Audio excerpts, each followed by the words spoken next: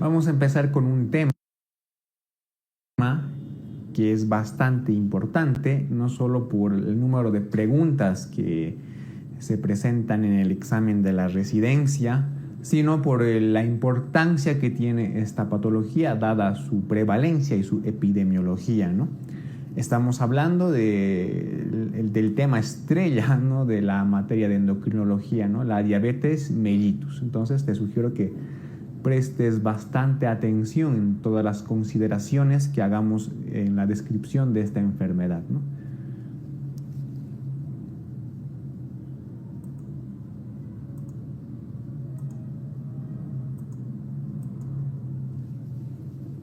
Bien, empezamos con la definición de la diabetes mellitus, ¿no?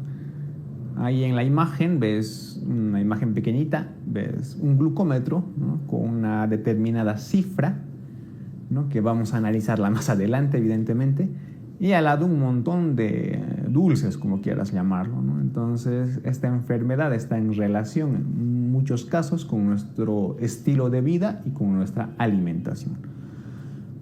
Pero no tienes que quedarte con el concepto de que la diabetes es azúcar alto en sangre y nada más. Si bien es el factor fundamental, la diabetes engloba muchas más otras cosas, ¿no? Entonces, ¿cómo definimos a la diabetes? Definimos como una enfermedad que comprende un grupo de trastornos metabólicos de etiología multifactorial, ¿no?, pero que tienen en común, ¿qué cosa? La hiperglucemia. Entonces, la diabetes es una serie de trastornos metabólicos, es decir, que comprende alteración del metabolismo de los carbohidratos, de los lípidos y las proteínas, ¿no?, que tiene etiología multifactorial, ¿no? Por ejemplo, desde factores genéticos y factores ambientales, ¿no? Y también que tienen en común, ¿qué cosa? Evidentemente la hiperglucemia, ¿no?, la elevación de la glucosa en la sangre. Entonces, esa es la definición más exacta de la diabetes mellitus.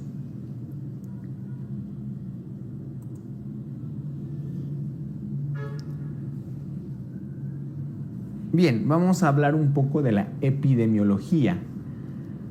Evidentemente, la diabetes mellitus es una enfermedad que cada año que pasa, pues tiene más pacientes diagnosticados, es decir, aumenta su prevalencia.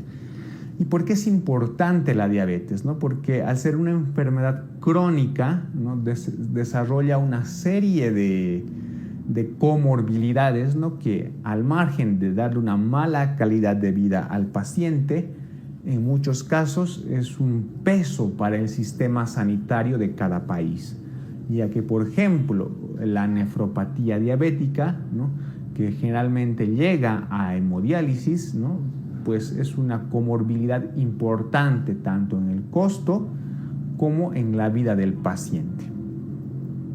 Entonces, en la imagen te muestro un estudio, ¿no?, que más o menos nos indica que para el año 2030 a nivel mundial va a haber 366 millones de personas con diabetes, ¿no?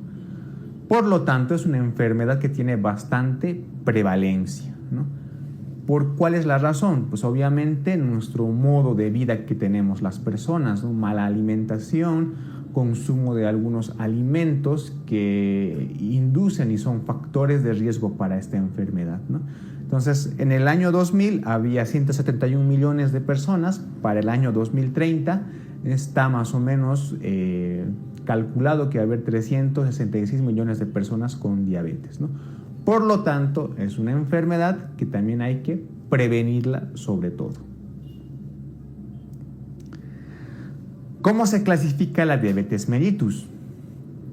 La diabetes mellitus, según la Asociación Americana de la Diabetes, es decir, la ADA, que generalmente saca sus boletines, ¿no?, anualmente, pero que tienen casi nada de variación, salvo en el manejo, ¿no? La ADA 2017 ha clasificado la diabetes en los siguientes tipos: la diabetes mellitus tipo 1, la diabetes mellitus tipo 2 y otros tipos de diabetes.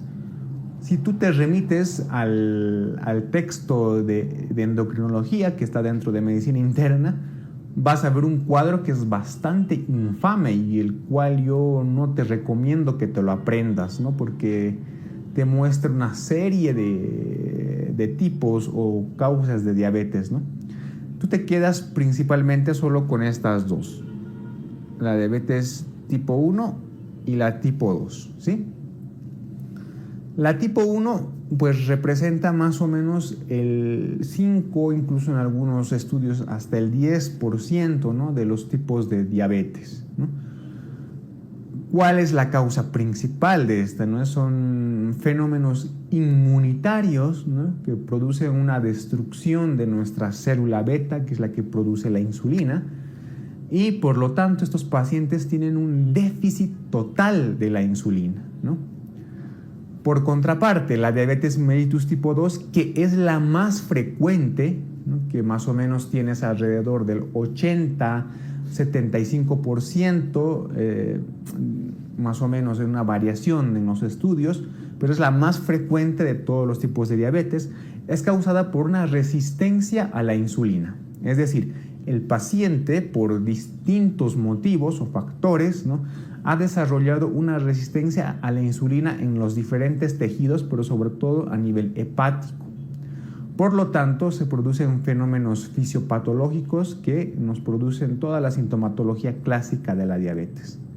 Entonces, la diabetes mellitus tipo 1, el paciente no tiene insulina desde el inicio. En cambio, en la 2, el paciente sí que tiene insulina, al menos al principio de la enfermedad, pero que evidentemente, conforme vaya pasando el tiempo, también va a llegar al mismo estado que la diabetes mellitus tipo 1. ¿Cuál es el más frecuente? La diabetes mellitus tipo 2. ¿Por qué te digo que los otros tipos de diabetes, ese cuadro que está en el texto es un poco infame? Porque pues es un montón de tipos de diabetes, ¿no? Entre los principales te puedes quedar, por ejemplo, con los factores genéticos, ¿no? Unos factores genéticos en las diabetes mellitus tipo MODY, ¿no? Las diabetes mellitus que están en relación con otras enfermedades endocrinológicas, por ejemplo, con la acromegalia, ¿no?, que es el aumento de la hormona de crecimiento. También la diabetes mellitus que está en relación con enfermedades del páncreas exócrino, por ejemplo las pancreatitis, que también te pueden llegar a dar una diabetes mellitus, ¿no? Entonces son una serie de patologías que se encuadran dentro de este índice que se llama otros tipos de diabetes. Pero los principales, como te he indicado, el tipo 1 y el tipo 2. Y de estos el más frecuente, evidentemente, el tipo 2. ¿Cómo se realiza el diagnóstico? Como toda enfermedad endocrinológica, el diagnóstico es primero bioquímico, ¿no? Entonces, la ADA también tiene unos criterios para el diagnóstico de la diabetes mellitus. Entonces, son los siguientes. Tenemos los siguientes 4 criterios para el diagnóstico de diabetes. Síntomas de diabetes o clínica de hiperglucemia más concentración de glucosa plasmática al azar mayor a 200 miligramos. ¿A qué me refiero? Los síntomas clásicos de la diabetes, como vamos a ver más adelante, son por ejemplo la poliuria, la polidipsia, la pérdida de peso, etc., ¿no? Un paciente que viene con esta sintomatología clásica o con clínica de hiperglucemia, por ejemplo, un paciente ya descompensado que venga con una cetoacidosis diabética o un coma hiperosmolar o un síndrome hiperosmolar, ¿no?, y que en la analítica veamos una glucosa mayor a 200 miligramos, pues estos ya son criterios de diabetes. Otros criterios, tenemos la glucosa plasmática en ayunas, que sea mayor a 126 miligramos de su litro, la glucosa plasmática a las 2 horas de sobrecarga de glucosa, ¿no?, una tolerancia oral de la glucosa, que sea mayor a 200 miligramos, o una hemoglobina glucosilada que sea mayor a 6.5%.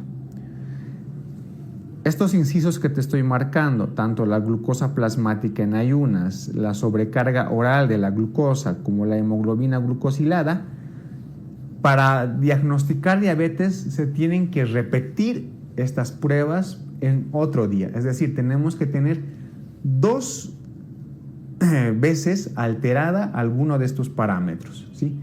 Ya sea la glucosa plasmática tengo mayor a 126, para diagnosticar diabetes tengo que hacer la misma medición en otro día, ¿no? Y me tiene que dar otra vez mayor a 126. Solamente con estos 2 parámetros puedo diagnosticar diabetes. Lo mismo pasa con la glucosa plasmática con sobrecarga oral de glucosa o la tolerancia oral de glucosa, ¿no? Si en una medida me ha dado 200, ya tengo un punto para diagnosticar diabetes, pero tengo que hacer la misma medida en otro día, ¿no? Y en 2 veces la medida que me salga mayor a 200, también diagnostico diabetes mellitus. La hemoglobina glucosilada me pasa lo mismo, ¿no? Para hacer el diagnóstico de la diabetes tengo que tener una medida alterada y en otro día otra vez la misma medida alterada. También puedo hacer una mezcla de los criterios, ¿no? Por ejemplo, que me salga una glicemia plasmática en ayunas mayor a 126 y en otro día puedo hacer una tolerancia oral a la glucosa y me sale mayor a 200. Pero sin embargo, lo más recomendable es que para el diagnóstico sean las mismas pruebas, es decir, glicemia alterada, glicemia en ayunas, al otro día otra vez glucemia en ayunas, ¿no? Lo más recomendable es que sean la misma prueba en diferentes días. La única excepción es la primera, la que te he dicho, ¿no? Un paciente que ya tiene síntomas y clínica clásica de diabetes o que tenga una descompensación de diabetes, a esto sumado su glicemia al azar que sea mayor a 200, pues ya directamente es diagnóstico de diabetes. No hay necesidad de volver a repetir las pruebas.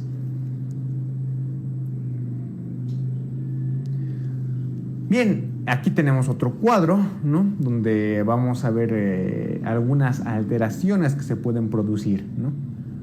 Te he indicado que por la ADA los principales criterios para diagnosticar diabetes son la glucemia en ayunas, la sobrecarga oral de la glucosa o tolerancia oral de la glucosa y la hemoglobina glucosilada.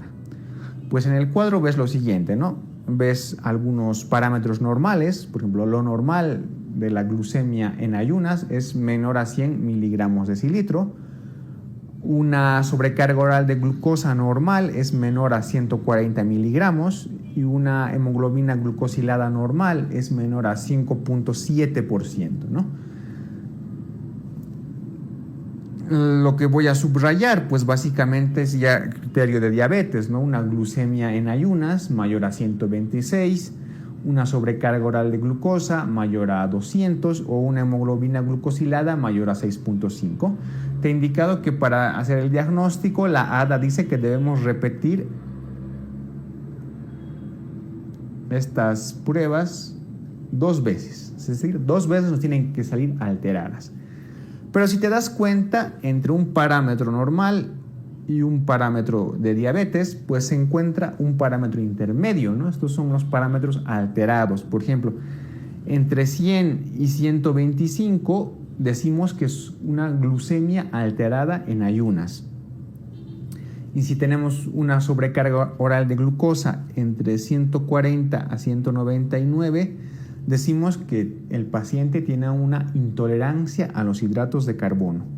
Per se, estos 2 parámetros no son diagnósticos propios de la diabetes, pero sí que nos están avisando que este paciente predispone a hacer una diabetes, ¿no? Algunos los llaman la prediabetes, ¿no? Pero no es más que estas cifras alteradas de estos parámetros, ¿no? La famosa prediabetes, que sin ser una diabetes propiamente nos están diciendo de que el paciente está con una predisposición a desarrollar una diabetes y por lo tanto tendremos que mejorar su estilo de vida. Bien, ya que hemos hecho el diagnóstico de la diabetes mellitus, vamos a ver en qué personas se tiene que hacer este screening, ¿no? En qué personas se tienen que analizar estos test de las glucemias. Básicamente se recomienda que toda persona mayor a 45 años se debería realizar por lo menos una glucemia en ayunas Y si está normal, repetir esa prueba cada 3 años, ¿no? Entonces, en personas mayores de 45 años se debería realizar más o menos este screening.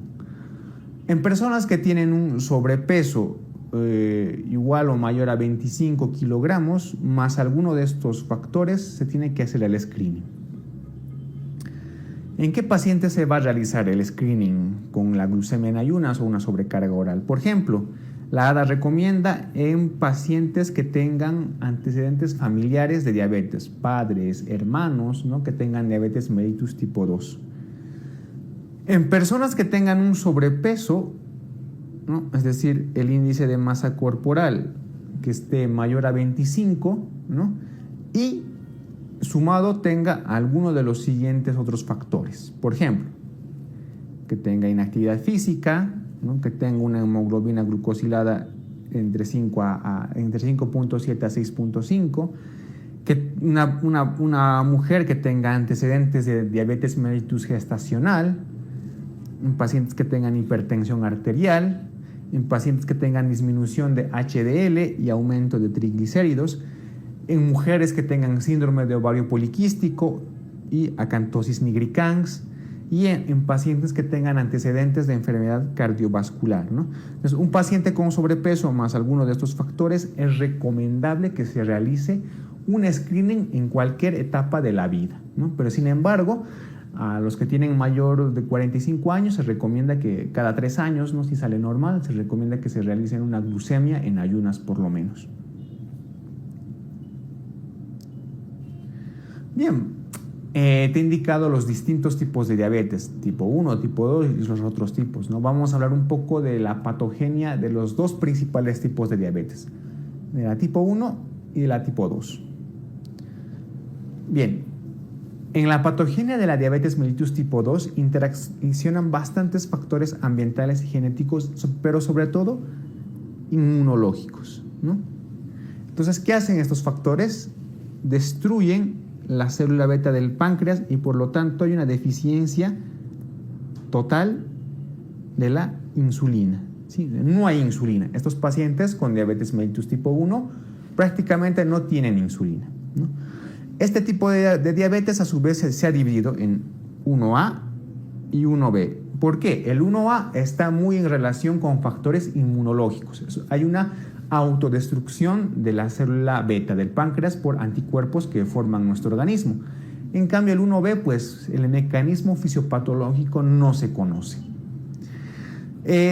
Tengo que decirte que la concordancia de gemelos idénticos para este tipo de diabetes es del 60%, lo que nos demuestra que muchos pacientes con diabetes mellitus tipo 1 no tienen parientes de primer grado con este tipo de diabetes, ¿no? Entonces hay otros factores que están relacionados con el desarrollo de esta enfermedad. La patogenia de la diabetes mellitus tipo 1 también está en relación, como te he indicado, con algunos anticuerpos que se producen dentro de nuestro organismo. Debo recordarte que este tipo de diabetes pues, se presenta sobre todo en personas jóvenes, ¿no? Sobre todo en personas menores de 20 años. Sin embargo, se ha visto de que hay un tipo de diabetes que se produce en personas mayores, ¿no? Un tipo de diabetes que es también autoinmunitario, ¿no? Es la denominada LADA, ¿no? Una diabetes autoinmunitaria, pero de los ancianos, la diabetes mellitus tipo LADA.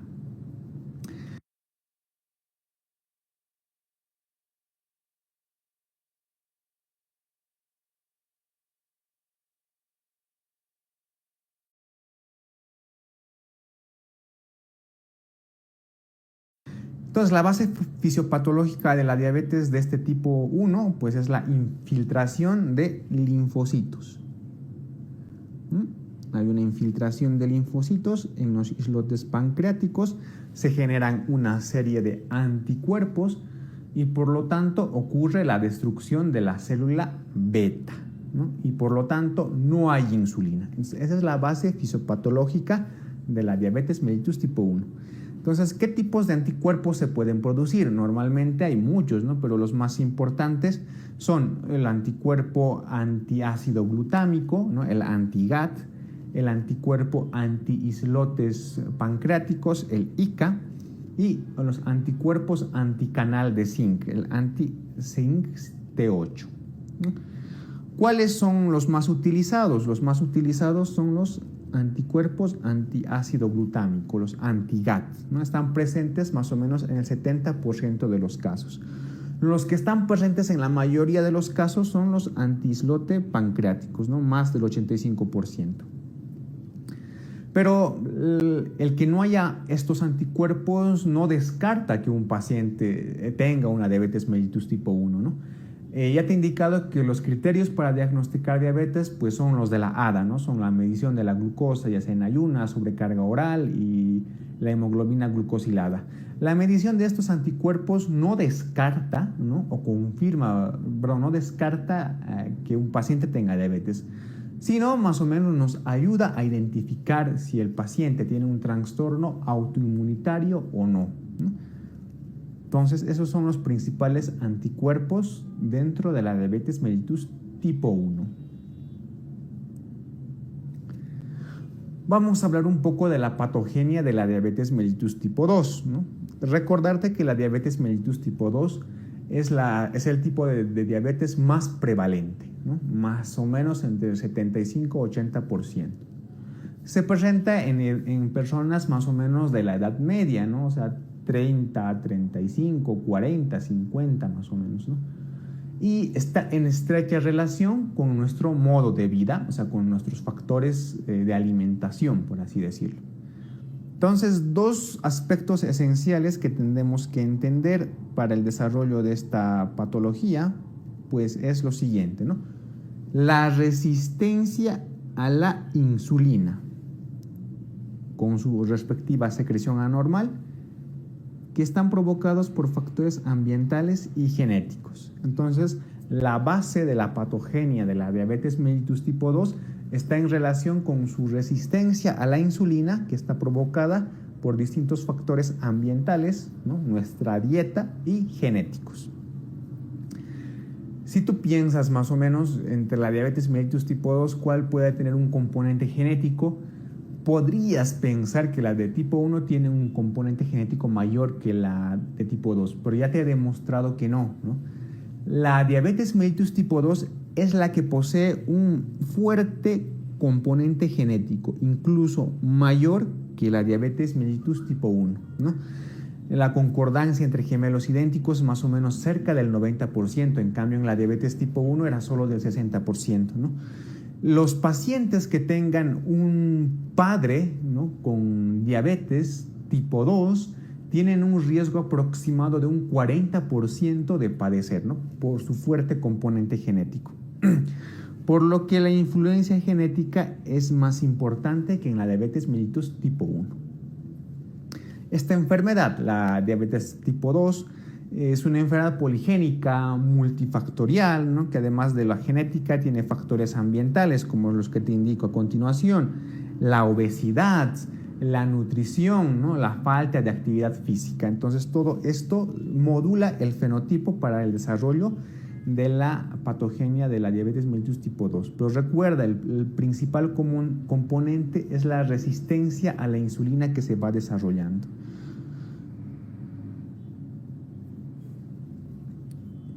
Bien, entonces tú tienes que recordar que si en un diabético tipo 1, desde el inicio este paciente no presenta insulina, no hay insulina, en el diabético tipo 2, pues sí que al principio existe todavía una reserva de insulina, ¿no? Por lo tanto, el paciente no está con una insulina en cero.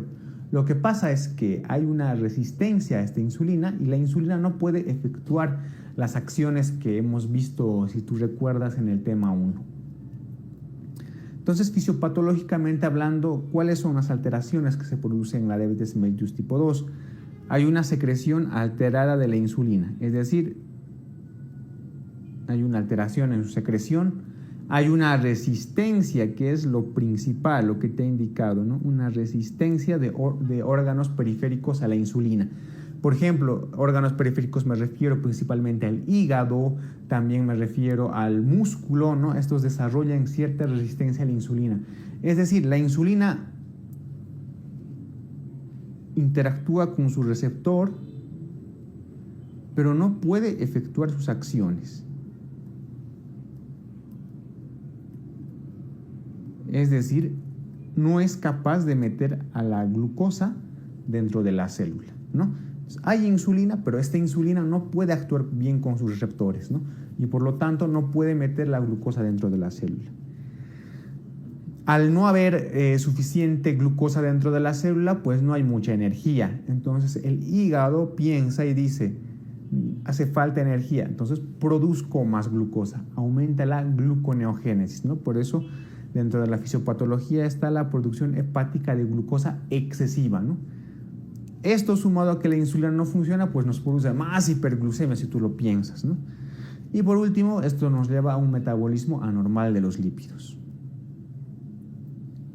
Entonces, vamos a desglosar un poquito de qué se trata, ¿no? La fisiopatología de la diabetes tipo 2. Lo principal te he indicado, la resistencia a la insulina, ¿no? La insulina no puede interactuar de una forma adecuada con su receptor, por lo tanto, no mete glucosa dentro de la célula. ¿Qué es lo que pasa? Al no meter glucosa dentro de la célula, pues no hay energía, ¿no? Entonces, ¿qué es lo que pasa? Hay una producción aumentada de la glucosa, pero a nivel hepático, ¿no? Aumenta la producción hepática de glucosa. Por lo tanto, hay un aumento de la gluconeogénesis, ¿no? Si de por sí, como no funciona bien la insulina y hay hiperglucemia, y nuestro hígado aumenta la producción de azúcar o de glucosa, perdón, aumenta más, ¿no?, la hiperglucemia. ¿Esto a qué nos lleva? Hay una hiperglucemia en ayunas y la disminución del almacenamiento de glucógeno en la etapa postprandial, es decir, después de comer, ¿no? Todo esto a qué nos lleva? Como hay una resistencia a la insulina y la glucosa no puede usarse de manera adecuada para la producción de energía por las células, nuestro organismo busca otros medios y en este caso busca al tejido adiposo, los ácidos grasos, ¿no? Entonces aumenta la lipólisis, aumenta la destrucción de los ácidos grasos para producir energía.